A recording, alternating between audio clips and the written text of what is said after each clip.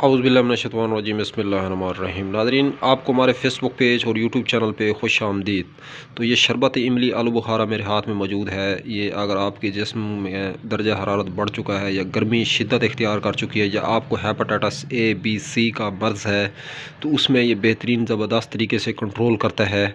और अगर आप लोगों को जोड़ों में दर्द रहता है, अगर आप लोगों का मैदा सही से काम नहीं कर रहा, गैस है, तबखीर है, कब्ज़ रहती है, पेट के अंदर मरोड़ उठते हैं, तो उसके लिए बेहतरीन नाज़रीन ये शरबत इमली आलू बुखारा हरमैन कंपनी की जानिब से जो है एक तोहफ़े के तौर पे काम करता है। ये मिकदार खुराक के हवाले से बात की जाए तो 2 चम्मच सुबह दोपहर शाम है। अगर इसकी कीमत के हवाले से बात करें तो 380 रुपये जो है इसकी कीमत है। अगर इसकी इंग्रेडिएंट के हवाले से बात की जाए तो अज्ज़ाए मुरक्कब जो है इसके अंदर इमली आलू बुखारा चीनी काला नमक ज़ीरा जो है ये इंग्रेडिएंट है। इन अज्ज़ा से मिलकर ये शरबत बनाया गया है।